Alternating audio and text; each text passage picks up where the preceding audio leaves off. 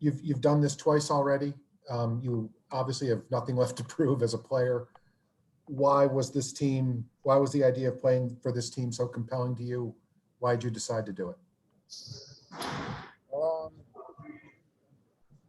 felt like I was, I committed to USA basketball when I was coming out of college, and every chance that I get that I'm healthy and my mind's in the right place to play basketball, I'm gonna go out there and play. So I think I finished the year off healthy on the regular season and the playoffs. So I felt like it'd be cool to get, I guess, a kickstart on next season by getting in shape a little earlier in the summer with Team USA. So I'm looking forward to just being around the best players in the world and around the best athletes as well. So I just wanted to take in the experience. As a quick follow, Kevin, playing for Pop, how much does that matter to you? How much does that matter to guys in general? Thank you. It mattered a lot. I was a dream of mine to play for Coach K, and it's always been a dream to learn under Coach Pop as well. And, he's some of the great staff, too, that's been coaching us up every day. And I've been enjoying it a lot. So he was definitely one of the main factors in me making this decision to, continue to play for Team USA and along with Mr. Colangelo as well. So it's been a fun few days of camp so far. Next up will be Nick Schiffer, and then we'll go to Nick Hamilton. Hey, Kevin. I asked you after Game 7, what's next for you, and you had said you weren't planning on losing the Bucks, and you weren't sure. Just how quickly did Team USA get on your radar after the season ended, and how quickly was it for you to decide with all this?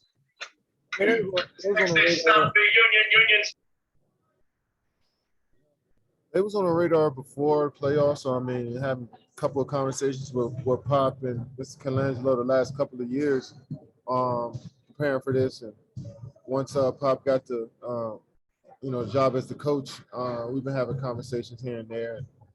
And they also respected my time and space. If I didn't want to come, they wouldn't have pressured me. So, I really felt like they helped me make this decision by just letting me be me and let me make that decision on my time. And, but it's been on my radar for a second.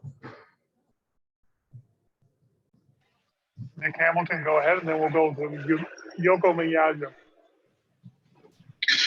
Hey, Kevin, Nick Hamilton, CLNS Media. Wanted to ask you, you talked about playing with some of the best, with the best players in the world. What have you learned from guys like Jason Tatum and Bradley Beal, and what have they learned from you where you guys can be that cohesive unit moving forward? More so what Coach needs from all of us. We know each other's games inside and out, and got nothing but respect for every player and what they've been through in their journeys up to this point. But it's on Pop to establish roles and sets and defensive schemes, and we got to abide by them. And I think everybody's here is bought in to what we're trying to do, and we want to go out there and capture this goal. So whatever he needs us to do, we're all adaptable players that can pretty much play multiple positions. So we're looking forward to the challenge of, figuring out this chemistry and keep growing from here. Hi, Kevin. Yoko, you're up, and then we'll go to Yao Banzi. Yeah, Kevin, this is Yoko Miyaji of Sports Graphic Number Japan. I have two quick questions. One, is this going to be your first time visiting Japan? And two, is there any chance that you're going to be reconnected with Taishi when you're over there, even with this restriction?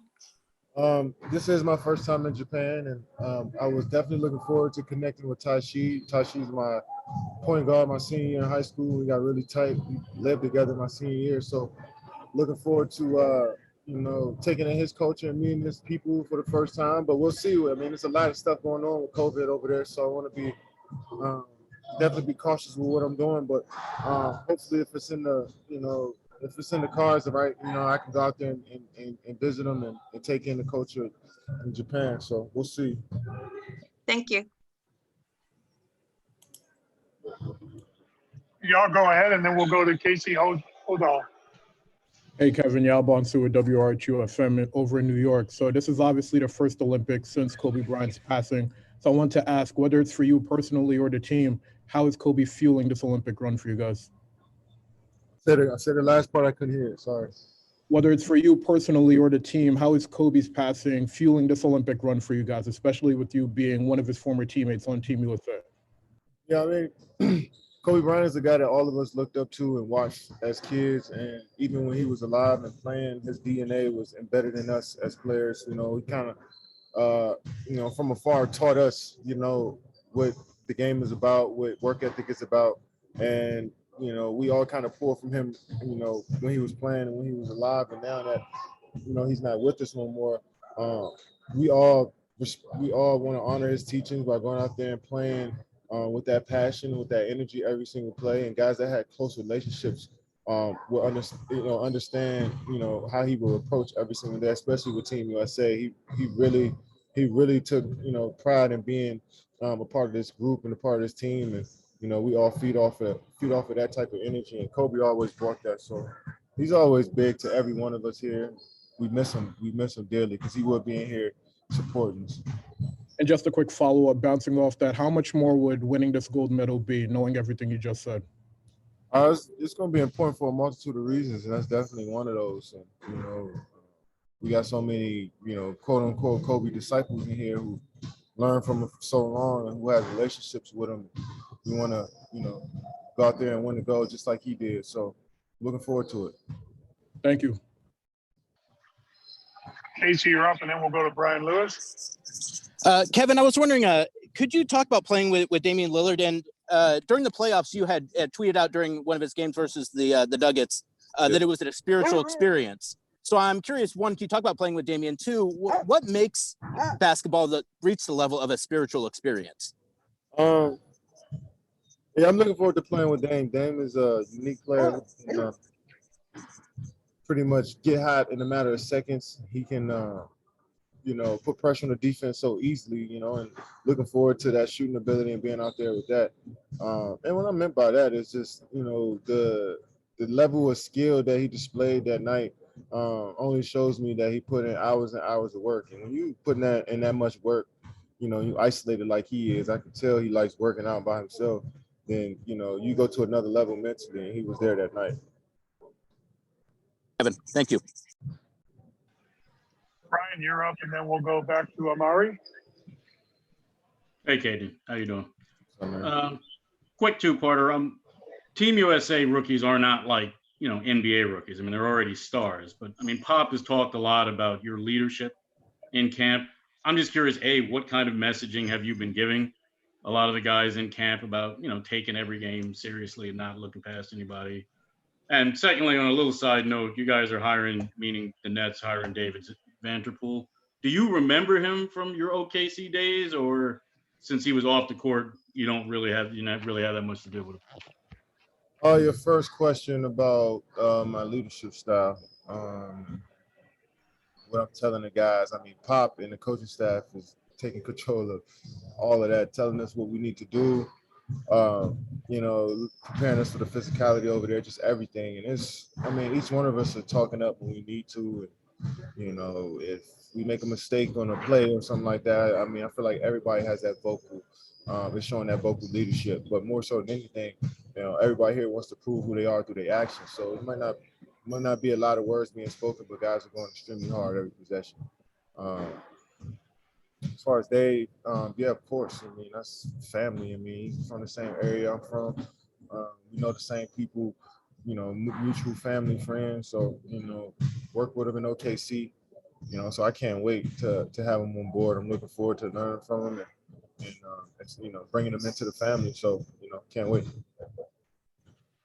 Finish up with two more, Kevin.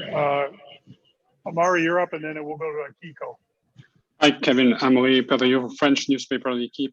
You're going to play the Timothée Luwawu for your first game in Japan. Did you guys already talk about it? Maybe trash talk about it? And more generally, do you think it's a good thing that you'll be playing the French team for your Olympic opener? Yeah, I can't wait. I've definitely talked my shit to TLC a couple times about how he can't guard me and how I lock him up on defense. So, I can't wait to even talk more shit when I see him. With his national team. So it's gonna be a great battle. They got a few NBA players on that team that we all know, and we're looking forward to that challenge. Finish up, Kiko. You're up. Hi. Yeah, thank you very much. Hi, Kevin. Hey. My name is Akiko Yamawaki from Kyodo News, Japan. The Olympic will be held without spectators. That will be different from last two times. What do you think about it? I was definitely disappointed once I heard that, but I understand, we don't want to, I mean, we already pushed the games back a year, so we don't want to, cause any more trouble with COVID. So I understand. But it brings a different energy when you see the crowd, fans from all over the world supporting their teams and their countries. And, that's going to be the part that it's going to sting a bit, but it's still an honor and a pleasure to go out there and represent your country and to do it on a big stage. But, I wish our fans and I wish fans from around the world can experience it up close. Very much.